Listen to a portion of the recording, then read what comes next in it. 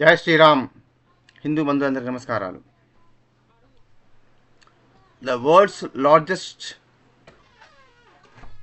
Event, ప్రపంచంలోనే number 1 ర్యాంక్లో నిలబడినటువంటి world's international biggest event అయినటువంటి కుంభమేళా 144 సంవత్సరాలు 144 ఇయర్స్ తర్వాత వచ్చినటువంటి మహాకుంభమేళా త్రివేణి ప్రయాగ సంగమ అమృత స్నానం కోసము 45 రోజుల లోపల 67 కోట్ల మంది దాదాపుగా అమృత స్నానాన్ని చేశారు. అంతమందికి కోటి నుంచి కోటిన్నర జనాభా, కోటి నుంచి కోటిన్నర ప్రజలు ఒకరోజు స్నానం చేసిండ్రనమాట. మళ్ళీ మౌని అమావాస్య, ఏకాదశి, వసంత పంచమి, మొన్న చివరి రోజు మహాశివరాత్రి రోజు 2 కోట్ల కంటే కూడా ఒకరోజు 3 కోట్లు కూడా మౌని అమావాస్య రోజు అయితే దాటిపోయిన సందర్భాలు ఉన్నాయి. ఇంత పెద్ద ఈవెంట్ను ఇన్ని కోట్ల ప్రజలను ఒక్కచోట గ్యాదర్ అయ్యి ఒక ప్లేస్లో గ్యాదర్ అవ్వడం అనేది ప్రపంచ చరిత్రలోనే ఇంతవరకు జరగలేదు. కుంభమేళా రికార్డులను ప్రతిసారి కుంభమేళా 12 నెలలకు వచ్చే 12 ఒకసారి వచ్చే కుంభమేళానే రికార్డు బ్రేక్ చేసుకుంటూ పెరిగిపోతున్నది అనమాట. ఈసారి ఇంకా అత్యధికంగా 67 కోట్లతో గిన్నిస్ రికార్డును స్థాపించడానికి ప్రపంచ రికార్డు స్థాపించడానికి కారణము మేనేజ్మెంట్ అనమాట. ఉత్తరప్రదేశ్ ముఖ్యమంత్రిగా ఉన్నటువంటి సీఎం ఆదిత్యనాథ్ గారు యొక్క ఎక్సలెంట్ మేనేజ్మెంట్ స్కిల్స్, భారతదేశం యొక్క మేనేజ్మెంట్ యొక్క మెచ్యూరిటీ, మెయింటెనెన్స్ ఏ స్థాయిలో ఉండగలదు అనేది ప్రపంచానికి ఎగ్జిబిట్ చేసింది అనమాట, ప్రూవ్ చేసింది. 24 hours round the clock scavengers, sanitary workers, ఆ యొక్క మొత్తము వాష్రూమ్స్ను, బాత్రూమ్స్ను, వాష్రూమ్స్ను అరేంజ్మెంట్ అవన్నీ ప్రొవైడ్ చేసి, ఫెసిలిటీస్ ప్రొవైడ్ చేసి, సేఫ్ డ్రింకింగ్ వాటరు, రోజు కోటి పైన నుంచి వచ్చిన జనానికి free breakfast, lunch, dinner provide చేసినటువంటి ఎన్జిఓలు. ఈ ప్రపంచ చరిత్రలోనే ఇంత కోట్ల జనానికి ఫ్రీగా ఆహారాన్ని అందించినటువంటి ప్రపంచ సంఘటన ప్రపంచ చరిత్రలోనే లేదనమాట. ఇండియా రికార్డులను, భారతదేశమే బ్రేక్ చేస్తుంది. ఇంకా పెద్ద పెద్ద రికార్డులను సభించుకుంటూ పోతూనే ఉంటుంది ఫ్యూచర్లో. మన రికార్డులను దరిదాపులోకి కూడా ప్రపంచంలో ఏ దేశం కూడా రాలేదు.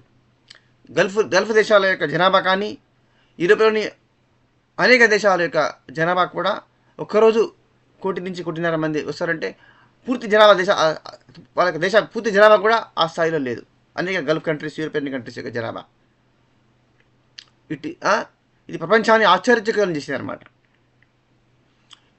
అయినప్పటికీ పూర్తిగా ఒక్క చిన్న అపశృతి లేకుండా ఇంత గ్రాండ్ సక్సెస్ చేస్తున్నారనే జలసీతో కొంతమంది మిలిషులు, భారత వ్యతిరేక శక్తులు, భారతదేశానికి వ్యతిరేకంగా, సనాతన ధర్మానికి వ్యతిరేకంగా పనిచేసేటువంటి దుష్టశక్తులు భారతదేశాన్ని, సనాతన వైదిక ధర్మాన్ని పూర్తిగా సమూలంగా నిర్మూలించాలని కృతనిశ్చయంతో, అహర్నిశలు, కుట్రలతో, కృతజ్ఞతరాలతో అనేక ధర్మాలకు పాల్పడుతున్నటువంటి దుష్ట శక్తులు కొన్ని ఒక 2-3 చోట్ల ఫైర్ యాక్సిడెంట్స్, ఢిల్లీలో కానీ, ప్రయాణికులు కానీ టెంట్స్ను కాలబెట్టడము, ఒక 2-3 తుకిస్తలాట లోపల దాదాపు 30 పైన ప్రయాగ లోపల మరణించడం అనే ఒక అపశృతులు జరిగాయి, ఒక 2-3.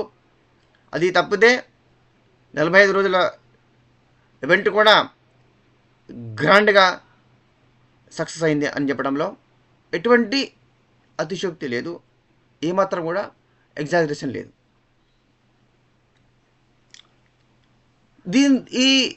What does it prove? This world's largest Kumbh Mela, what does it indicate? What does it prove? It proves భారతదేశం యొక్క స్పిరిచువల్ టూరిజం, పిల్గ్రిమేజ్, క్షేత్రాలు, తీర్థయాత్రల యొక్క పొటెన్షియల్ ఎంత ఉన్నది, దీని యొక్క పొటెన్షియల్, దీని యొక్క మ్యాగ్నిట్యూడు, దీని ఎంత స్కోప్ ఉన్నది అనేది వరల్డ్కు, ప్రపంచానికి కనబడిందండి. ప్రపంచానికి చూపెట్టింది, ఎగ్జిబిట్ చేసింది.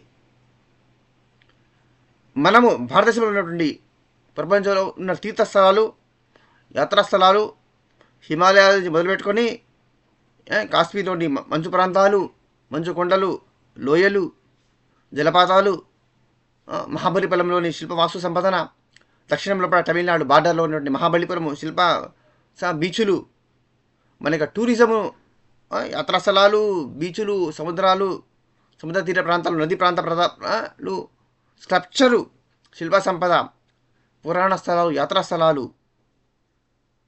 మనం చేసుకునే స్పిరిచువల్ ఈవెంట్స్, ఇవన్నీతో పాటు ఇంకా మెడికల్ టూరిజం కూడా మనం కనుక యాడ్ చేసినట్టయితే in 3 to 4 years of span, India can reach second stage on the economic front. Second largest economy in the world గా భారతదేశం రీచ్ అవ్వడం అనేది వెరీ వెరీ ఈజీ అనమాట. జస్ట్ కపుల్ ఆఫ్ ఇయర్స్ చిత్తశుద్ధితో వర్క్ చేసేది ఉంటే practically possible to reach the second rank on the economic front. Apart from that 45 రోజుల్లో పాట 67 కోట్ల మంది ప్రజలు ఏ పరాయి మతాల్ని ఎవరిని తిట్టలేదు, ఎవరిని విమర్శించలేదు, సార్ తనక జుదా అనలేదు, ఆహారంలో పట ఉమ్ము వేయడాలు, పాసిపోయడాలు, ఆహారాన్ని కలుషితం చేయడాలు లాంటివి చేయలేదు. ఎవరి దగ్గర హోటల్స్ పెట్టి వేల కోట్ల లక్షల డబ్బులు దోచుకునే ప్రయత్నం చేయలేదు. ఎన్జిఓస్, ఆశ్రమాలు, సద్గురువులు, ఆధ్యాత్మిక సంస్థలు, సేవా సంస్థలు వచ్చి ప్రయాగ మొత్తము, సిటీ మొత్తము కూడా ఫ్రీ ఫుడ్ను ఏర్పాటు చేసింది అనమాట. వారు అందించిన సేవలు నా భూతో నా భవిష్యత్తు అనమాట. ఫ్యూచర్లో ఎట్లా అవుతుంది, గతంలో జరగకపోవచ్చు కానీ ఫ్యూచర్లో ఇంకా పెద్దగా జరుగుతాయి, ఇంకా గొప్ప సేవలు అందించగలుగుతారు. నా భవిష్యత్తు అనద్దు, ఇంకా జరుగుతాయని అనాలి, ఆశించాలి, జరుగుతాయి కంపల్సరీ కూడా. మళ్ళా ఇది కేవలం ఒక మీడియాలో చూస్తే తెలిసింది. వేప పుల్లలు అమ్ముకున్నవాడు రూపాయి ఖర్చు పెట్టక ఇన్వెస్ట్మెంట్ చేయకుండా కేవలం వేప పుల్లలు 45 రోజులు అమ్ముకునేవాడు 7 లక్షల పైన సంపాదించిండట. మొదటి రోజు 4,000 రూపాయలు వచ్చినాయట. మన భారతీయులకు 5 రూపాయలు 10 రూపాయలకు అమ్ముకున్నాడట. ఫారినర్స్కు 100 రూపాయలకు ఒక వేపులు అమ్ముకున్నాడట. బ్రషింగ్ కోసం టూత్ బ్రష్ల బదులు వేప పుల్లలు అమ్మి 7 లక్షల పైన సంపాదించిండు అనమాట. అంటే మల్లికార్జున ఖర్గే అనే ఒక కాంగ్రెస్ బఫూన్ ఏమన్నాడు, కుంభమేళా స్నానం పోతే చేసుకుంటే ప్రయాగ వెళ్ళేది ఉంటే పెదరికం పోతుందా అన్నాడు. Can you ask the same question to Hajj pilgrims? జెరూసలంకు మరి మన ఈ సెక్యులర్ అని క్లెయిమ్ చేసుకునేటువంటి ఈ Congress goons, third grade politicians, did they ever question? మరి మన హిందూ దేవాలయాల నుంచి వచ్చిన డబ్బులు ఎండోమెంట్ అని పెట్టి దోచుకొని వాళ్ళకు సబ్సిడీ ఇచ్చి ఫ్రీగా జెరూసలంకు హజ్ యాత్రలు పంపిస్తున్నారే, మరి ఎప్పుడు వాళ్ళని ప్రశ్నించలేదు. వాళ్ళకి డబ్బులు ఇచ్చారు, వాళ్ళ బూటు నాకుతారు, వాళ్ళకి సంతగి చేస్తారు. భారతీయులు హిందువులు తమ సొంత డబ్బులతో ఖర్చు పెట్టుకొని వెళ్తే అది దాన్ని విమర్శిస్తున్నారు, దాన్ని క్వశ్చన్ చేస్తాను. Who are you to question? ప్రజలకు ఇష్టం ఉంది, ప్రజలకు విశ్వాసం ఉంది, ప్రజలకు అపారమైన తమ సంప్రదాయాల పట్ల, తమ యొక్క సంస్కృతి పట్ల గర్వం ఉంది, అభిమానం ఉంది, శ్రద్ధ ఉంది, భక్తి ఉంది. కాబట్టి వాళ్ళు తమ డబ్బులకు పెట్టుకొని తమ సమయాన్ని స్పెండ్ చేసుకొని తమ టైము, తమ డబ్బు, తమ శక్తిని ఖర్చు పెట్టుకొని వాళ్ళు వెళ్ళారు. వాళ్ళు అద్భుతంగా గొప్ప అనుభూతిని పొందారనమాట. We got to see the grandeur of భారతీయ కల్చర్, భారతీయ సంస్కృతి, భారతీయ ఆధ్యాత్మిక వైభవము అక్కడ మనకు దర్శనమిచ్చింది.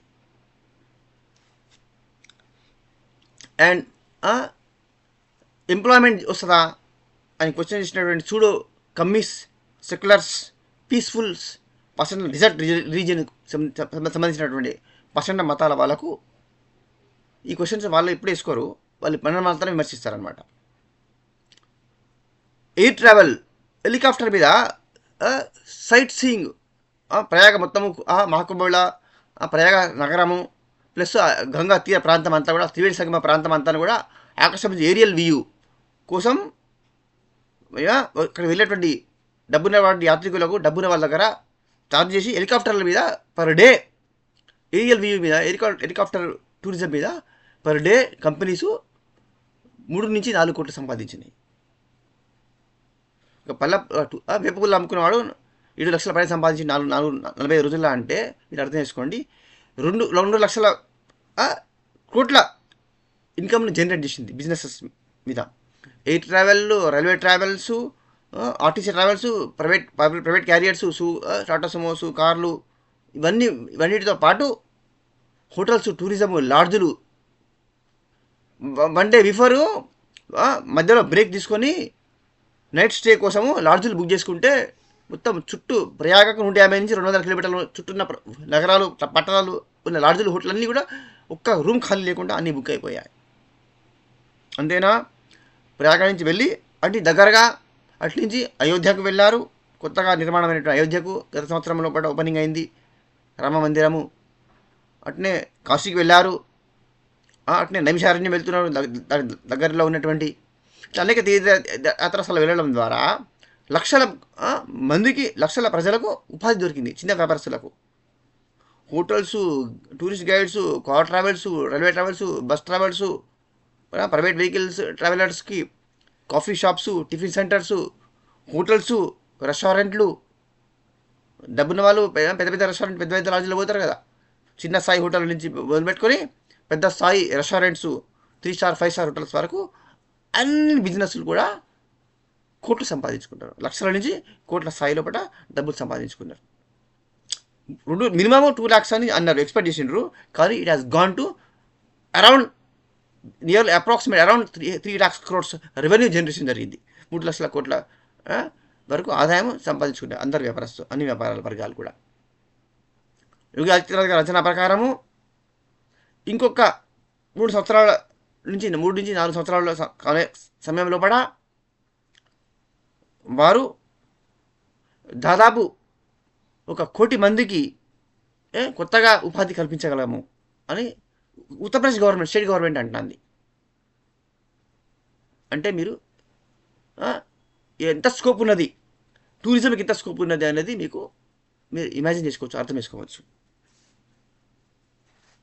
మళ్ళా ఇంకా feel proud, you can proudly say, sir తనకే జుదా కామెంట్స్ లేవు, టెర్రరిజం లేదు, తీవ్రవాదం లేదు, కొట్టుకురావడాలు లేవు, రాళ్లతో కొట్టి చంపడాలు లేవు, కొట్టుకొని ఒకరి పొడుచుకోవడాలు, చంపడాలు లేవు, తిట్టుకోవడాలు లేవు, చంపుతాము 15 నిమిషాల్లో 10 లక్షల 100 కోట్ల మంది చంపుతాము, లేకపోతే ఉంటే సార్ తనకే జుదా కామెంట్స్, స్లోగన్స్ లేవు, రోడ్ల మీద ఎక్కడ పడితే అక్కడ బ్లాకులు చేస్తూ ప్రార్థనలు చేస్తాము, దౌర్జన్యం చేస్తాము, ఇది మాది, ఇది మాది, అది మాది అనుకుంటా ఇక్కడ ఏం లేదు. క్రమశిక్షణతో ప్రభుత్వానికి, పోలీసు యంత్రాంగానికి, ప్రైమరీ హెల్త్ వర్కర్స్కు, శానిటరీ వర్కర్స్కు, పోలీస్ డిపార్ట్మెంట్కు, సెక్యూరిటీకి, ఇక్కడ మేనేజ్మెంట్కి, గవర్నమెంట్ అఫీషియల్స్కు అందరికీ సహకరిస్తూ వాళ్ళు చెప్పినటువంటి ఇన్స్ట్రక్షన్స్ను 100% ఫాలో అవుతూ most disciplined community in the world is Hindu community. ప్రపంచంలోనే అత్యంత క్రమశిక్షణ కలిగినటువంటి వాళ్ళు, law abiding citizens are Hindus అని బియాండ్ డౌట్ ప్రపంచానికి ప్రూవ్ చేసింది ఈ యొక్క ఈవెంట్. సో కమీస్ ఇంకా ఫ్యామిలీ ఓన్డ్ పార్టీస్ ఉన్నాయి కదా, స్టేట్ పార్టీస్ అనమాట, ఎస్పీ, ఆర్జేడీ, బీహార్, ఇక్కడ ఇంకా టీఆర్ఎస్, అక్కడ డిఎంకే, ఇట్లా ఇవన్నీ, ఓవైసీ పార్టీ, మజ్లిస్ పార్టీ, ముస్లిం లీగ్ పార్టీ కేరళ, ఇట్లా జేడీఎస్, ఇట్లా నెంబర్ ఆఫ్ నేషనల్ కాన్ఫరెన్స్ నుంచి మొదలుపెట్టుకొని ఇక్కడ వరకు ఉన్నటువంటి అన్ని family owned state, private, limited political party companies అన్నీ కూడా వాళ్ళు ఎంత ఆడిపోసుకున్నా, ఎంత తిట్టినా, ఎన్ని విమర్శలు చేసినా, ఎంత ఏడ్చినా, Hindus didn't care even the bitch. ఇంత కూడా కేర్ చేయకుండా కుక్కలు మురుగుతూనే ఉంటాయి. గజరాజు రహదారిలో వెళ్తుంటే వీధి కుక్కలు ఎన్నో మురుగుతూనే ఉంటాయి. కుక్కల మురగడంతో వీళ్ళ బ్లబరింగ్ కూడా అంతే అని ప్రజలు వాళ్ళకి కేరే చేయలేదు, అసలు పట్టిక తీసుకోలేదు. Nobody took them seriously. సంతోషంగా భక్తి శ్రద్ధలతో త్రివేణి సంగమ అమృత స్నానం అంటారు దాన్ని, ఆధ్యాత్మిక స్నానం చేసి తమ జీవితాలు ధన్యమైనవి అని గొప్ప జీవితకాలంలో ఒక్కసారి వచ్చేటటువంటి ఈ కుంభమేళ 144 years, ఇది 12 సంవత్సరాలు వచ్చేది కాదు, ఇది మహాకుంభమేళ అనమాట. ఇది ఇంత గొప్ప దానిలో మేము పాలుపంచుకున్నాము, మా జన్మలు ధన్యమయ్యాయి అని ప్రజలు దే ఎక్స్పీరియన్స్ ఎక్సెస్సీ పరవశానికి లోనై ఎంతో భక్తిభావంతో శ్రద్ధతో మధురమైన అనుభూతితో ఆనందంతో బ్లిస్ని ఎక్స్పీరియన్స్ చేసి ప్రజలు చక్కగా వెళ్ళి మళ్ళీ తిరిగి వెళ్ళారు. ఇది బియాండ్ డౌట్ భారతదేశం యొక్క పిల్గ్రిమేజ్ టూరిజం యొక్క పొటెన్షియల్ ఎంత ఉన్నది అన్నది ప్రపంచానికి ఎగ్జిబిట్ ఇస్తుంది అనమాట. If central government and state governments work together to exploit, to capitalise, to exploit the potential of spiritual tourism, and if add health tourism also, దీనికి ఇంకా హెల్త్ టూరిజం కూడా యాడ్ చేసి, ఎందుకంటే వాళ్ళ బెస్ట్ మెడికల్ సర్వీస్ను అట్ లెస్ కాస్ట్ని ఇవ్వగలిగేది భారతదేశం ఒకటి మాత్రమే.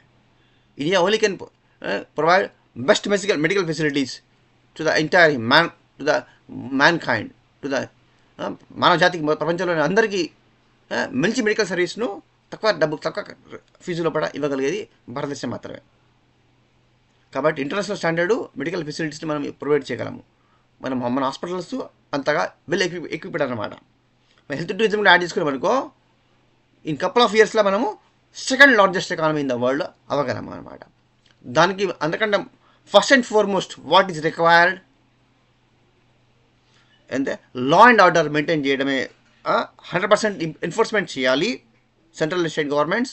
Apart from that they need to send back all those foreign intruders who came from Pak, Bangla, Myanmar నుంచి వచ్చినటువంటి ఫారెన్ ఇంట్రూడర్స్, ఇల్లీగల్ ఇమిగ్రెంట్స్ ఎవరున్నారో వాళ్ళందరినీ they should be send back to their respective countries. Family ప్లానింగ్ను 100% implementation చేసి ఇప్పుడున్నటువంటి జనాభా ఎక్కువ మన దేశానికి, ఇప్పుడున్న జనాభా చాలా ఎక్కువ అనమాట ఈ దేశానికి.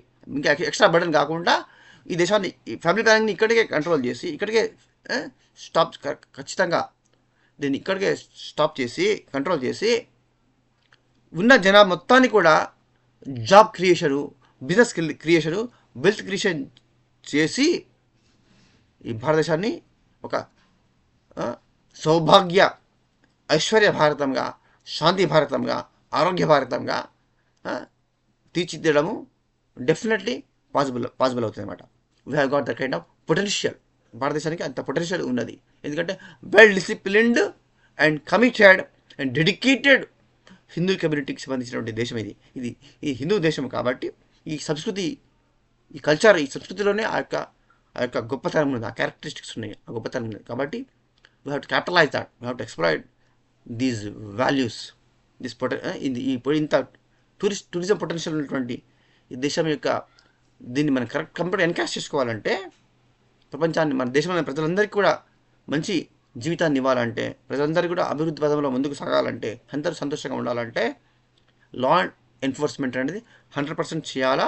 ఫారెన్ ఇంట్రూడర్స్ మొత్తం they should be send back and throughout the country, across the country, all 4 sides borders కూడా 100% పర్ఫెక్ట్గా సీల్ చేయాలన్నమాట. సేఫ్టీ, మళ్ళీ ఫారినర్స్ మళ్ళీ ఇన్వేషన్స్ కానీ ఇంట్రూడర్స్ కానీ మళ్ళీ రాకుండా అట్లా వెల్ ఫెన్సింగ్ అనేది చేసినప్పుడు డెఫినెట్లీ దిస్ కంట్రీ, ఈ దేశము మళ్ళీ తన పూర్వ వైభవాన్ని పొందగలదు. Please share, subscribe. జై శ్రీరామ్, జై శ్రీకృష్ణ, వందే మాతరం.